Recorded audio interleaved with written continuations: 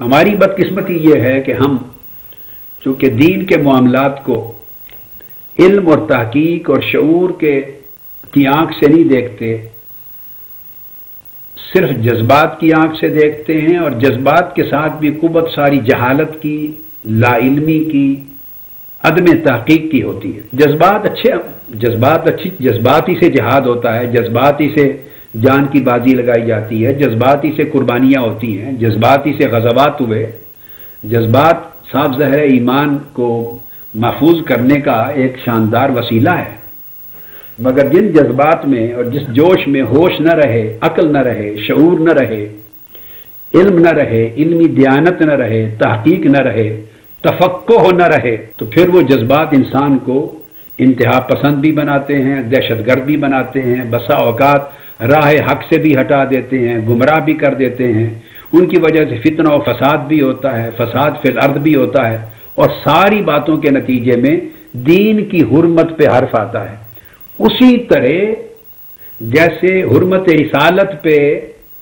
بعض اقدامات کی وجہ سے حرف آنا تھا اور اس کے تحفظ کی ذمہ داری ہم پہ ڈالی گئی، اس طرح جو دین آقا علیہ السلام نے دیا کہ اس دین کا غلط استعمال نہ ہو، احکام کی غلط تشریح نہ ہو، نصوص کا غلط اطلاق نہ ہو، ان کی غلط تعبیر نہ ہو،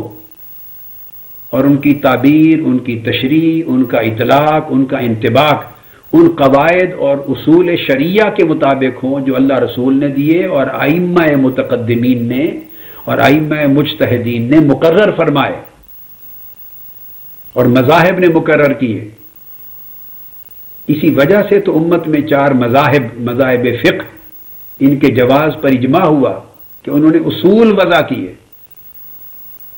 اگر ہر کوئی قرآن کی ایک آیت کا معنی پڑھ کے تو پھر اس کو تقریروں میں پرزور طریقے سے اطلاق کرنا شروع کر دے، اور حدیث نبوی اور سنت نبوی کے واقعات پڑھ کے ہر کوئی ڈائریکٹ استدلال کر کے اور اس کا اطلاق کرنا شروع کر دے، تو پھر تو امام اعظم کی کوئی ضرورت نہیں تھی اس امت کو، امام مالک کی ضرورت نہیں تھی، امام شافعی، امام احمد بن حنبل کی کوئی ضرورت نہیں تھی۔ حدیثیں چھپی ہوئی ہیں، کتابیں حدیث کی سب کے ہاتھ میں ہیں، تو جو لوگ پھر مانتے نہیں مذاہب فقہ کو، وہ یہی تو کہتے ہیں کہ سب کچھ قرآن بھی ہمارے ہاتھ میں ہے، حدیث بھی ہاتھ میں ہے، پھر براہ راست ہر بندہ پڑھے اور اس کے ساتھ اطلاق کرتا پھرے، تو پھر آپ دیکھیں ہزاروں اطلاقات بن جائیں گے، جس کی جو سمجھ ہوگی، جتنی سطح ہوگی، جتنا شعور ہوگا، جو اس کا ذوق ہوگا، جو اس کے جذبات کہیں گے، جو ماحول کہے گا، بس اسی پر اطلاق ہوتا چلا جائے گا۔ اگر یہ روش ہو جائے تو اس سے حرمت دین کی اہانت ہوتی ہے۔ پہلی صورت میں اہانت رسول کا ارتکاب ہوتا تھا، حرمت دین کی خلاف ورزی ہوتی، حرمت رسول کی صلی اللہ علیہ وسلم۔ دوسری صورت میں حرمت دین پر حرف آتا ہے کہ اب اس طرح آپ کرنے لگ جائیں تماشا، اور ہر کوئی کتاب و سنت کی احادیث کا، واقعات کا، آیات کا من مرضی غلط اطلاق کرنا شروع کر دے، اور اس سے پھر بڑے مزہ کا خیز نتائج نکلیں، تو اسلام ہے۔ ہم اس دور میں بیٹھے ہیں، پہلے بھی بہت سے لوگ، کتنے لوگ رہ گئے ہیں اس ملک میں جو دین پر اور اس عقیدہ اسلامی پر سختی سے کاربند ہیں۔ آپ دیکھ لیں 18 کروڑ میں کتنے لوگ ہیں جو نماز پنجگانہ پڑھنے والے ہیں، کتنے لوگ ہیں جو نماز جمعہ پابندی سے پڑھتے ہیں، کتنے لوگ ہیں جو مذہبی جماعتوں کو ووٹ دیتے ہیں۔ یہیں سے آپ تناسب کا اندازہ کر لیں کہ دین کو سچے دل سے چاہنے والے کتنے ہیں، اور دین سے عملاً یا فکراً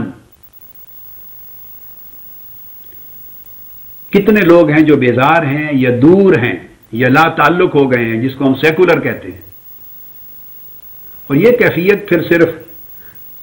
ہماری ملک پاکستان کی موجودہ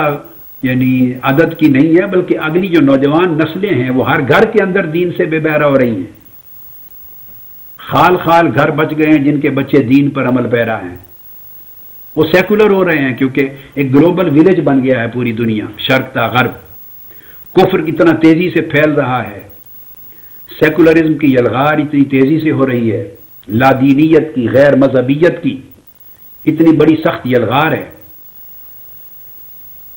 اور پھر دین گریز قوتیں دین سے دور لے جانے والی قوتیں اتنی طاقتور ہیں کہ وہ کمزور رشتے جو دین سے بچ گئے ہیں امت کے اور نئے نوجوان مسلمان نسل کے، وہ تیزی سے توڑ رہے ہیں وہ قوتیں۔ تو اس طرح کے اگر اقدامات ہم کرنے لگیں گے، جو تعبیر غلط ہوگی، اس کا اطلاق غلط ہوگا، تو وہ اس کو تضحیق کریں گے، اس کو مذہب کا خیز سمجھیں گے اور پھر اسلام کو بربریت کی طرف منسوب کرنے لگ جائیں گے۔ تو خوشگوار پہلو ہمارے غلط اقدامات اور غلط تشریحات اور غلط جذبات کی وجہ سے ناگوار پہلو میں بدل دیا جائے گا۔ لوگ اس کا بیڈ امیج لیں گے، دین بدنام ہوگا، حرمت دین پہ حرف آئے گا، تعلیمات محمدی پہ حرف آئے گا۔ تو جب تعلیمات محمدی مسخ ہونے لگے اور اس کا مذاق اڑنے لگے، استہزاء اڑنے لگے ہمارے کسی طرز عمل سے، تو وہ بھی بالواسطہ گستاخی رسول پہ جا کے منتج ہوگا یہ عمل، کہ ہم نے آقا علیہ السلام کی عزت و حرمت کو مجروح کر دیا آپ کے دین کی تعلیمات کو مجروح کرنے کے ذریعے۔ اس سے لوگوں کے ذہنوں کو غلط میسج جائے گا۔